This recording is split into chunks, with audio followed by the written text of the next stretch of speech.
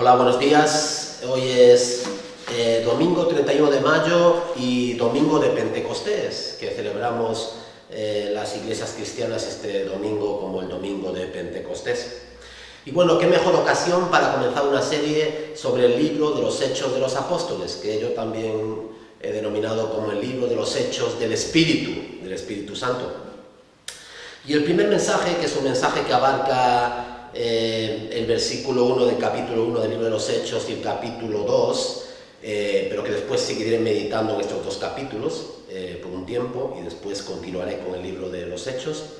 He titulado el mensaje de hoy Unidad versus diversidad. Hay una contradicción, se puede tener unidad y al mismo tiempo diversidad. Pueden convivir las dos de una forma armónicamente. ¿Es posible una sociedad más integradora? Vemos ahora y contemplamos no solamente en los Estados Unidos, sino en casi todas las sociedades estos conflictos raciales, ¿no? Que Europa no es ajena a todo este movimiento donde vuelve otra vez el nacionalismo y la división, ¿verdad? El particularismo, etc. ¿Es posible una sociedad más integradora? ¿Es posible una nueva sociedad donde los prejuicios raciales no tengan cabida, no tengan lugar? Bueno, voy a comenzar hablando de la película El Gran Torino, ahora que ha cumplido años este magnífico actor y mejor director Clint Eastwood. Y en esta película El Gran Torino, os recomiendo que la veáis si no la habéis visto, Walt Kowalski, Clint Eastwood, es un veterano de la guerra de Corea, es un obrero jubilado del sector del automóvil, un anciano que se queda viudo y que no se lleva bien con sus dos hijos ni con la familia de estos. Y así transcurre la solitaria vida de este personaje de Walt Kowalski. Como amigos, solo cuenta con una perra fiel y su coche, el Gran Torino. No comprende y le ofenden los cambios que se producen a su alrededor. Su familia, el barrio, la llegada de inmigrantes forman un mundo en el cual él no se reconoce. Walt está cabreado con todo el mundo, o podría parecer que lo está. Pero cuando alguien comienza a tratarlo como si fuese su familia, comienza el cambio, algo sucede. Una familia Hmong, de una etnia del sudeste asiático, irrumpe en su vida, son sus vecinos. Un encuentro fortuito con ellos y con esta familia transformará su manera de relacionarse con ellos y con el mundo. Pero solamente para que nos pongamos en situación, en contexto, y veamos la forma de pensar de Walt Kowalski antes de este cambio. Fijaros lo que le pregunta a uno de sus vecinos. Ahí hay un grupito de jóvenes y él le pregunta: ¿qué tramáis, morenitos? ¿Qué tramáis, morenitos? Escúchame bien, mariquita. Estos no quieren ser tus hermanos. Y viéndote no me extraña, maldito irlandés lechoso. Es decir, él reparte a diestra y a siniestro. Habla a los morenitos, ¿verdad? A los asiáticos, los de Asia son amarillitos, y este irlandés, que es blanco, es un irlandés lechoso. Por lo tanto, es un hombre, Kowalski, racista, xenófobo, que participa de todos los prejuicios racistas de alguien que se siente fuera de lugar en su propio país y es incapaz de adaptarse a la nueva realidad multicultural que le rodea. Bueno, no tenemos que irnos a Estados Unidos, ni a ningún otro país, para ver este mismo tipo de personas y esta misma situación. Nos encontraríamos a muchas personas como él y barrios como este en cualquier gran ciudad española e incluso en pequeñas localidades. ¿Cómo podemos superar nuestros prejuicios? Es la gran pregunta. ¿Cómo podemos superar nuestros prejuicios? Porque todos tenemos prejuicios. ¿Cómo podemos vivir en unidad en medio de la diversidad? ¿Es posible la integración, la convivencia? ¿Podemos acabar con el racismo y con la segregación? Y este libro, del libro de los Hechos, nos habla del gran milagro integrador que es la Iglesia cristiana, en la cual tiene cabida de todo grupo social, toda tribu, ¿verdad? De cualquier grupo social, independientemente del lugar donde ha nacido, del color de su piel, tiene lugar en esta nueva sociedad que es la Iglesia de Cristo, que integra, que no disgrega, que no segrega, sino que integra, ¿verdad? En este libro de los Hechos de los Apóstoles encontramos en el capítulo 1, versículo 1, nos dice: en el primer tratado, Teófilo, hablé acerca de todas las cosas que Jesús comenzó a hacer y a enseñar. Y bueno, haré una introducción al libro de los Hechos de los Apóstoles para explicar quién es el autor, cuándo fue escrito, etcétera, etcétera, ¿no? El contenido del libro de una forma más general. Y sabemos que es Lucas, ¿no? Lucas es quien escribe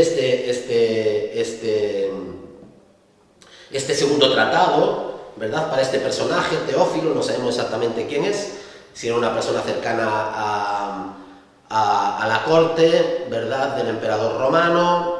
No sabemos exactamente quién es. Se le trata de excelentísimo, que era un título que nos habla de una posición social elevada. Y nos dice que en el primer tratado, Teófilo, Lucas le había hablado de todas las cosas que Jesús había comenzado a hacer y a enseñar. Y en el Evangelio de Lucas se nos narra cómo Jesús nació de una pobre mujer en un pueblo remoto, también cómo creció en un humilde hogar de José el carpintero, cómo trabajó con sus manos hasta los 30 años y cómo durante esos últimos 3 años de su vida tuvo un corto ministerio siendo ya adulto. Y aunque fue sobrenatural, este ministerio de Jesús se ciñó simplemente a los límites de Judea y las provincias circundantes, es decir, que tuvo un impacto su ministerio terrenal cuando Jesús vivió entre la tierra, donde predicó, hizo milagros y maravillas, se limitó a un círculo muy concreto, muy pequeño, geográficamente hablando. Y por último nos describe Lucas en su Evangelio, en su primer tratado, la muerte ignominiosa y la gloriosa resurrección del Señor Jesucristo, y al final del Evangelio de Lucas se nos muestra cómo Jesús es llevado de nuevo al cielo. Podemos pensar que allí se acabó toda esta historia de Jesús, ¿verdad? Maravillosa la vida de Jesús, sus eventos, el impacto que tuvo en Judea, ¿verdad?, y en las provincias limítrofes, los territorios limítrofes. Pero la historia no acaba ahí, sino que comienza, ¿verdad? Lucas nos dice que este no es el final, sino el comienzo de algo mucho mayor, Y en el mismo capítulo 1, de los versículos 6 al 8, se nos dice que entonces los que se habían reunido le preguntaron al Señor: Señor, ¿restaurarás el reino de Israel en este tiempo? Y les dijo: no os toca a vosotros saber los tiempos o las sazones que el Padre puso en su sola potestad, pero recibiréis poder cuando haya venido sobre vosotros el Espíritu Santo, y me seréis testigos en Jerusalén, en toda Judea, en Samaria y hasta el último de la tierra. Jesús les había explicado claramente cómo, con su venida, había amanecido la nueva era mesiánica. Es el reino de Dios que había estado en medio de los hombres, que se había acercado a los hombres. Y si es un tema recurrente en el cual Jesús menciona, habla una y otra vez, es el reino, este concepto del reino de Dios. Un reino que confundieron los judíos con un reino que se iba a establecer inmediatamente, o con él, ¿verdad?, o por medio de él. Jesús dijo que efectivamente se estaban cumpliendo las profecías mesiánicas, y lo que vamos a ver el día de Pentecostés no es ni más ni menos que el cumplimiento de una profecía del libro de Joel, ¿verdad? En aquel preciso instante, en aquel momento histórico, se cumple esta antigua profecía del profeta Joel. Por lo tanto, con la venida de Cristo, con la llegada de Cristo, con la vida de Cristo, con su muerte y resurrección, con lo que viene después, se están cumpliendo las profecías del Antiguo Testamento. Hay un cumplimiento profético.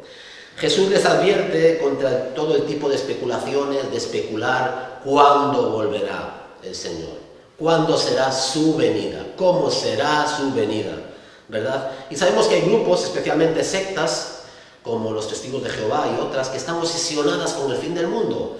Y de hecho se atreven, son tan atrevidos que han puesto en ocasiones la fecha, el día, la hora en el cual Jesús iba a volver. Y claro, han fracasado una y otra vez, y han tenido que revisar esos datos e incluso borrarlos, ¿no?, de su historia, y hacer desaparecer las pruebas de que habían profetizado, habían dicho que volvería en cierto día, cierta hora, y eso no sucedió, por supuesto. Pero también hay muchos grupos evangélicos que viven obsesionados con este regreso del Señor, ¿verdad? Y Jesús les advierte aquí contra este tipo de especulaciones a los discípulos, y les dice: esta información La restauración del reino en este tiempo nos toca a vosotros saber los tiempos o las sazones que el Padre puso en su sola potestad. Y le está diciendo, este tipo de información es top secret. Está en un lugar, ¿verdad?, que solamente corresponde a Dios, como a buen recaudo, en una caja fuerte, privada de Dios, y hay un letrero que dice top secret. Le pertenece solamente a Dios, no os pertenecen a vosotros saber los tiempos o las sazones que el Padre puso en su sola potestad. Sino que recibiréis poder, y cuando hayáis recibido poder tenéis que ser mis testigos. Aquí está la clave de este pasaje. No en conocer cuando el Señor viene, sino en lo que debemos hacer mientras Él no venga. Hay todavía algunos cristianos, por supuesto, obsesionados con los tiempos y las sazones. Cualquier incidente político en Oriente Medio, por pequeño que sea, es suficiente para lanzarlos a un análisis enfervorizado del libro de Daniel, con sus calculadoras de bolsillo preparadas. Y tenemos que volver a escuchar las palabras del Señor Jesucristo. No estáis aquí para hacer conjeturas acerca de los tiempos o las sazones, le dice Jesús. En realidad, estáis aquí para multiplicaros de manera que cuando yo vuelva al final de los tiempos, tenga un reino al que regresar. La evangelización, la predicación de las buenas nuevas es vuestra prioridad. No la especulación escatológica. Bueno, está bien, nos gusta leer el libro de Apocalipsis, el libro de Daniel, etc. Nos gusta conocer, pero este no es el propósito, ¿verdad? La escatología no es lo central, sino la predicación del Evangelio, la predicación de las buenas nuevas, sembrar para que cuando el Rey venga tenga un reino y tenga súbditos a los que reinar, sobre los cuales reinar. Ellos preguntaban acerca de Israel, ¿no? ¿Restaurarás el reino a Israel en este tiempo? Pensando en el reino davídico, en la mayor extensión, la mayor gloria del reino de David, ¿verdad? ¿Restaurarás el reino de Israel? Pero Jesús les responde diciendo, no, lo que tienes que hacer es que predicar, ser testigos en Jerusalén, en Judea, en Samaria y hasta lo último de la tierra. Tienen una clara fijación mental con el tema y el destino de su propia nación, es comprensible. Estaban ocupados y preocupados con el futuro y el destino de Israel. Pero Jesús tiene otra visión mucho más amplia, mucho más internacional, ¿verdad? Mundial. Tienen una clara fijación mental con el tema del destino de su propia nación, y Jesús le dice, escuchad, dice Jesús, lo que provocará mi muerte y mi resurrección debe propagarse primero aquí en Jerusalén, debe ser predicado, conocido primero en Jerusalén, y después en Judea, ¿verdad? Alrededor de Jerusalén, en la provincia, y después en Samaria, en sus alrededores, y finalmente hasta lo último de la tierra. No es algo simplemente para vosotros, no es simplemente algo que tenga que ver con Jerusalén o con Judea, sino que tiene que llegar hasta el final de la tierra. Tiene que ser escuchado por todo hombre y por toda mujer en los lugares más recónditos, más alejados de la tierra. Y vosotros, mis discípulos, tendréis un papel importante en este proceso de expansión. Me seréis mis testigos, los que hablan de lo que han visto, de lo que saben, de lo que conocen, los que hablan de otro, que es mayor que ellos, ¿verdad? Los que no hablan de sí mismos, sino de lo que Jesús hizo. Su mentalidad, la mentalidad de estos discípulos, era demasiado parroquiana, era demasiado nacionalista, estaba demasiado enfocada en su pueblo, en ellos mismos, ¿verdad? Miraban demasiado su ombligo. Así nos pasa muchas veces a nosotros. Miramos demasiado nuestro ombligo, estamos demasiado preocupados con nuestras cosas, con nuestra pequeña congregación, con nuestra pequeña denominación, con nuestro radio de acción, con las iglesias con las que tenemos relación o influencia, ¿verdad? Y no vemos que la labor es mucho más amplia, la labor es mucho mayor. Teníamos que vernos a nosotros como misioneros transformadores del mundo. Era necesario algo más verdaderamente dramático, y Jesús sabía que lo era. Por eso acompaña sus reprensiones con una promesa, porque aquellos discípulos, amedrentados después de la muerte del Señor, animados después viéndole resucitado, necesitaban algo más que las evidencias de la resurrección de Jesús. Necesitaban el poder del Espíritu Santo que les iba a capacitar para predicar el Evangelio, incluso morir, ser mártires, testigos por él, hasta el último confín de la tierra.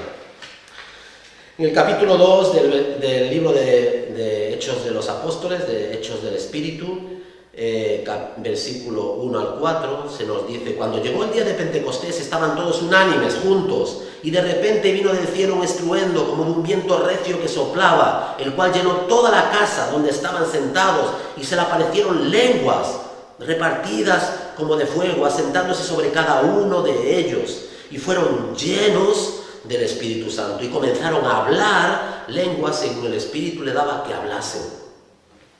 Y sucede algo maravilloso, algo sobrenatural allí, ¿verdad? Con este derramamiento del Espíritu Santo que desciende, es derramado sobre ellos, ¿no?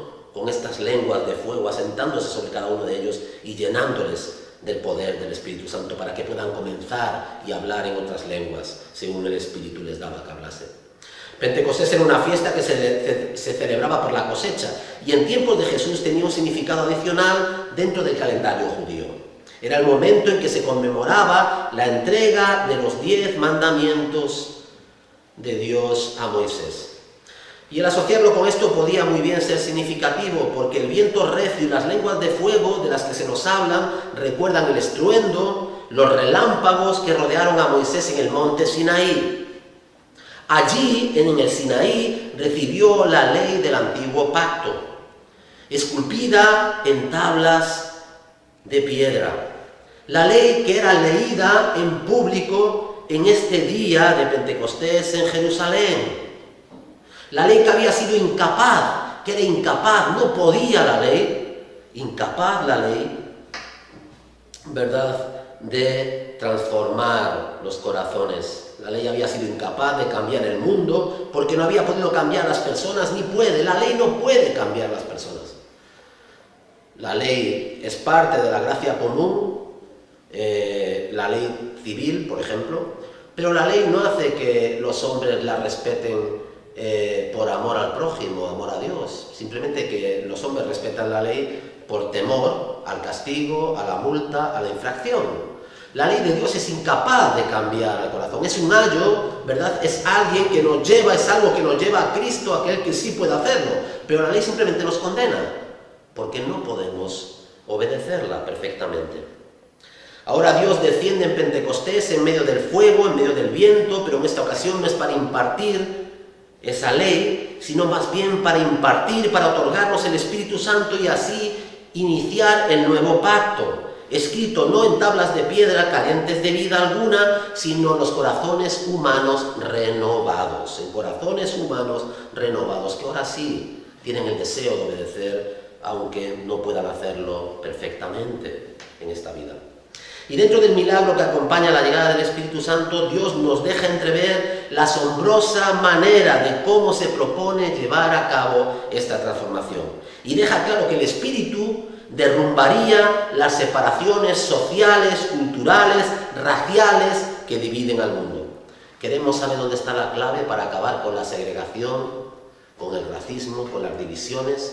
La Iglesia de Cristo provee el lugar, es la única institución donde las personas no son juzgadas ni evaluadas por el color de su piel, el origen social o económico que tengan, por la edad que tengan.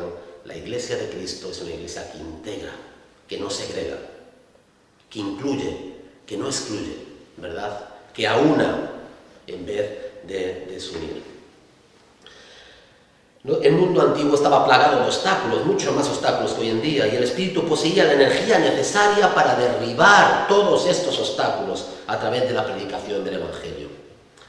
Nos dice el libro de los Hechos de los Apóstoles, capítulo 2, versículos de 5 al 8, que moraban entonces en Jerusalén judíos, varones piadosos de todas las naciones bajo el cielo, y este acontecimiento, este descenso, este derramamiento del Espíritu Santo hizo que se juntó la multitud y estaban confusos porque cada uno oía hablar a estos en su propia lengua y estaban atónitos y estaban maravillados diciendo: mirad, ¿no son galileos todos estos que hablan? ¿Cómo pues les oímos a estos galileos nosotros hablar cada uno en nuestra lengua, en la lengua en la que hemos nacido? Podemos entender el nacionalismo como algo excluyente, ¿verdad? Como algo etnocéntrico, racial, culturalmente supremacista. Y cuando entendemos el racismo y cuando el nacionalismo se presenta de esta forma, como de una forma excluyente, etnocéntrica, racial y culturalmente o racialmente supremacista, el nacionalismo es un cáncer, ¿verdad? Cuando un pueblo se ve superior a los demás y tiene derecho entonces a ejercer esa potestad sobre los demás, ese dominio, ¿verdad? Porque se considera racialmente superior, eso es un cáncer. Hay otro tipo de nacionalismo que es el nacionalismo, digamos, normal, es algo normal. Cada uno nace en una cultura y se siente orgulloso de su cultura, de la lengua que tiene, de su país, ¿verdad? Y esto, si no es llevado al extremo y puesto en contraposición con otros, yo mejor que otros, los otros peor que yo, ¿verdad? En confrontación con otros, si no es en confrontación con otros, es la cosa más natural del mundo, ¿verdad? Todos amamos el lugar donde hemos nacido, la lengua donde hemos nacido, y sentimos un aprecio especial por el terruño, ¿verdad? Una añoranza, una morriña por lo nuestro. No hay ningún problema con eso. Hay otro tipo de nacionalismo, el que está basado en el respeto por otras culturas, pero quiere conservar la suya, el que respeta otras lenguas, pero busca preservar la suya, su propia lengua, ¿verdad? Sus tradiciones y su cultura, respeta la tradición y la cultura de otros, pero quiere preservar también su tradición y su cultura. No hay ningún problema con esto, ¿verdad? Cuando no es llevado a la confrontación con otros, ¿verdad? Al terreno de la confrontación violenta, política o de cualquier otro tipo. Por mucho que busquemos la unificación, la uniformidad, son inviables. Somos diferentes. La unificación, la uniformidad, que todos seamos iguales, que todos pensemos igual, que todos vistamos igual, eso es algo horrible, es inviable, es imposible. Es inviable por la simple razón de que los pueblos no pueden ni quieren dejar de ser lo que son. Es más, la división es consecuencia de un acto divino. Estamos luchando contra Dios. Dios ha establecido que las cosas sean así. En el libro de Génesis se nos relata la historia de Babel y de cómo Dios mismo dividió la humanidad en naciones rivales, precisamente, y para nuestra sorpresa, porque así somos menos peligrosos. Intentar unificar el mundo por medio del imperialismo cultural y así erradicar la diversidad nacional de la raza humana está destinado al fracaso, puesto que representa una batalla contra el antiguo decreto de Babel. ¿Verdad? Somos lo que somos, Dios nos ha hecho así, y Dios ha dividido a los pueblos, les ha dado diferentes lenguas, y eso es la realidad que tenemos. ¿Cómo podemos superar eso? Aquí, la Iglesia supera las barreras culturales, sociales, lingüísticas, ¿verdad? Como hemos dicho, supera esas barreras, la Iglesia cristiana, ¿verdad? Aúna a todos. Y después en el cielo, pero aquí esas diferencias siempre se mantendrán. Aunque es imposible dar una cifra exacta, ni siquiera aproximada, se calcula que en el mundo se hablan en la actualidad unas 7.000 lenguas, de las que solamente 600 cuentan con más de 100.000 hablantes, ¿no? Cifra que se considera mínima para garantizar la supervivencia a medio plazo de una lengua.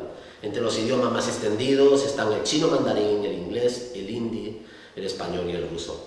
¿Existe algún poder que pueda unificar a las fragmentadas naciones de la Tierra sin subyugarlas, sin que unas quieran imponerse sobre las otras, sin que unos quieran imponerse culturalmente, políticamente, económicamente sobre las otras? ¿Existe alguna manera de unificar a las personas sin pretender al mismo tiempo que todas sean iguales? Porque no somos iguales. ¿Existe alguna manera de unificar a las personas sin pretender que al mismo tiempo que todos seamos iguales? Sí, sí, para nuestra sorpresa sí. La clase de unidad que produce el Espíritu Santo, la clase de unidad que produce el Espíritu Santo. Nos dicen los versículos 7 y 8 del capítulo 2, del capítulo 2 del libro de los Hechos, que estaban atónitos y maravillados diciendo: mirad, no son galileos todos estos que hablan. ¿No son galileos todos estos que hablan? ¿Cómo pues les oímos hablar cada uno en nuestra lengua, en la que hemos nacido? Y Lucas nos narra cuidadosamente que toda aquella multitud que se había reunido procedente de lugares tan diferentes oían el mensaje como si éste se estuviera emitiendo, se estuviera emitiendo en su propio idioma vernáculo, en el idioma en que habían nacido. Así lo expresaban exactamente. Cada uno en nuestra lengua, literalmente dialecto, en que hemos nacido, estamos escuchando lo que estos galileos están predicando, están diciendo. Estas lenguas pentecostales fueron una muestra de la manera en la que el Espíritu Santo derrumbaría las barreras sociales y crearía una nueva clase de internacionalismo sin precedentes. A diferencia del imperialismo humano, el espíritu no ambiciona homogeneizar, hacer a todo el mundo igual, que vistan de la misma forma, que hablen de la misma forma, que se comporten de la misma forma. El Espíritu Santo no pretende homogeneizar a los pueblos del mundo con una cultura cristiana uniforme. Al contrario, lo que pretende es tender puentes interculturales que superen el distanciamiento entre estas culturas, ¿verdad?, sin dar al traste con la diversidad que cada cultura representa. El judío seguirá siendo judío y el griego seguirá siendo griego, ¿verdad? Pero se crea un nuevo pueblo transnacional y una nueva forma de describirlo, la comunión del Espíritu Santo, la comunión, el compañerismo del Espíritu Santo. Ya no habrá judío, ni griego, esclavo, ni libre, varón, ni mujer, porque todos vosotros sois uno en Cristo Jesús. Gálatas 3:28. ¿Y cuánto de esto hemos experimentado en esta pequeña congregación, en Almuñécar, donde hemos tenido hasta en un pequeño lugar como este, espacio como este, donde caben 70, 80 personas, ya un poquito apretadas, hemos tenido hasta de 30 países diferentes? Es decir, ¿cómo podemos experimentar aquí ese internacionalismo, ¿verdad? Esa obra transnacional, esa integración, ¿verdad?, que el Espíritu Santo puede producir, siendo diferentes naciones, hablando diferentes lenguas, teniendo diferentes contextos culturales, sociales, etcétera, como el Espíritu Santo aúna y crea una sola iglesia. En Pentecostés los discípulos predicaron un mensaje, las buenas nuevas acerca de Cristo, de lo que había sucedido con Él, de quién Él era, de lo que Él era y de lo que Él hizo. Que pudo ser escuchado en diversas lenguas, un solo mensaje, predicado en diversas lenguas y que dio como resultado una sola iglesia, ¿verdad?, que aglutinaba diferentes culturas y cuya última finalidad era producir una gran multitud reunida al final de los tiempos alrededor del trono de Dios, para darle toda la gloria, toda la honra a aquel que es digno. Cualquier intento de relacionar el Evangelio de manera especial con algún lenguaje es una ofensa al espíritu de Pentecostés, ¿verdad? No es la Biblia King James, no es el hebreo, el arameo o el latín, el lenguaje del cielo, ¿verdad? No. Lo que nos muestra el espíritu de Pentecostés es que Dios habla en todas las lenguas, a todos los hombres, en todas las culturas, para hacer un solo pueblo para Él, ¿verdad?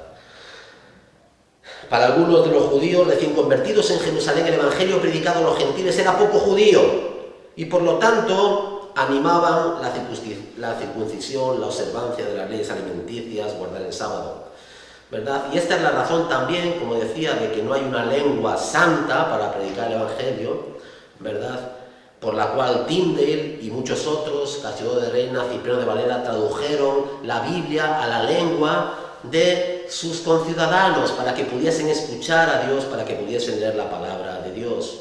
Los reformadores protestantes nos han dado ejemplo de ello. ¿Qué tipo de iglesia deberíamos anhelar hoy? Algunos creen que cada congregación debería estar enfocada en alcanzar un tipo particular de personas, ya que la evidencia sociológica nos muestra que tener un grupo de personas homogéneo hace más fácil alcanzar a personas de ese mismo grupo. Por ejemplo, una iglesia enfocada en jóvenes. Bueno, ¿qué va a pasar dentro de 10 años? Van a dejar de ser jóvenes, van a tener que cambiar la denominación y decir, bueno, era una iglesia de jóvenes hace 10 años, ahora ya no es de jóvenes, ¿verdad? Una iglesia de personas de clase media alta. Yo he conocido personas que me dijeron, no, yo solo trabajo con personas de clase media alta, me parece muy bien, pero ese no es el modelo bíblico, el modelo de Pentecostés. Otros que dicen, bueno, yo trabajo con grupos de clase baja en barrios obreros. Bueno, tú puedes abrir una iglesia en un barrio obrero, pero la iglesia no es solamente para obreros, ¿verdad? Es para todos. Algunos que han dicho, no, yo trabajo entre chinos, entre rumanos, entre gitanos. Bueno, me parece muy bien, pero los modelos de iglesia étnica, aunque puedan funcionar, aunque podamos pensar que tienen cierto sentido trabajar entre grupos homogéneos, no es el modelo bíblico de Pentecostés, que es un modelo integrador, no es un modelo que segrega, ¿verdad? La verdad es que no hay nada tan contrario al espíritu de Pentecostés que construir una iglesia local estableciendo este tipo de discriminaciones. La meta de la iglesia de Jesucristo debe ser la integración y nunca la segregación. Una de las mayores fortalezas de la iglesia es ser una manifestación de la multiforme gracia de Dios, que debería incluir a gente de color y a gente blanca, a cultos y analfabetos, a jóvenes y a ancianos, a pobres y a ricos. Ninguna otra institución puede conseguir esta integración cultural y social. Esto no es una unidad que podamos conseguir sin dificultad. Requiere sensibilidad, empatía y comprensión.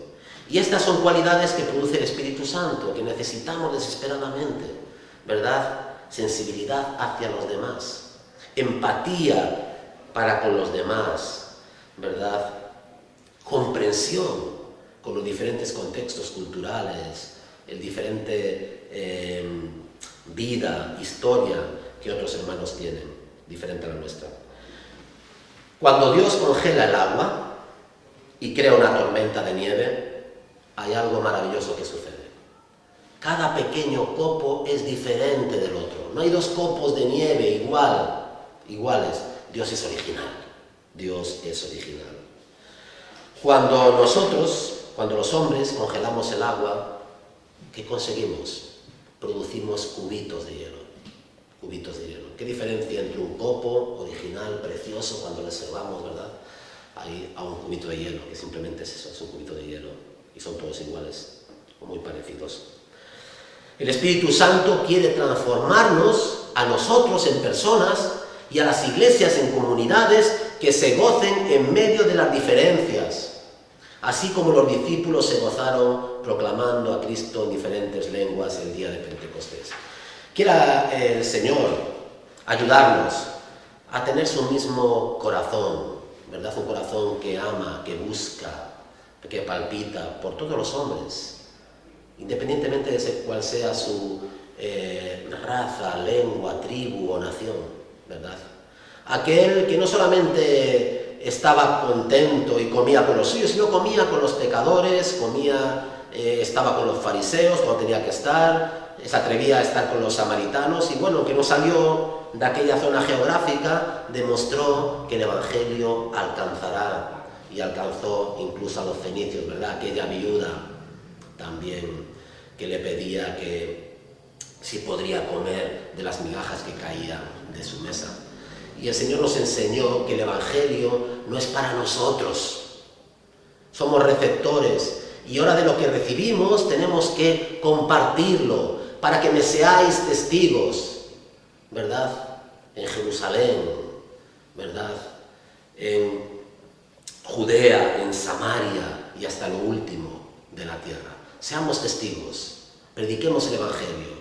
Si queremos ver una sociedad donde esas diferencias dejen de existir, donde ya no contemplemos a las personas por el color de su piel o por el tamaño de su cuenta bancaria, ¿verdad? O por las ropas que visten, o por la cultura que tengan, o por la edad que tengan. Si queremos una sociedad así, no es utópica, es la sociedad que Dios quiere que disfrutemos en las iglesias locales. Que el Señor nos dé y el Espíritu Santo produzca en nosotros ese celo, ese amor para alcanzar a otros que son diferentes a nosotros con el Evangelio.